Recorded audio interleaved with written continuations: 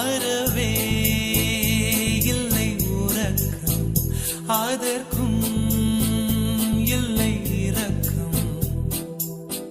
இமைகள் ஒன்றாக எப்போதும் சேராமல் இடையே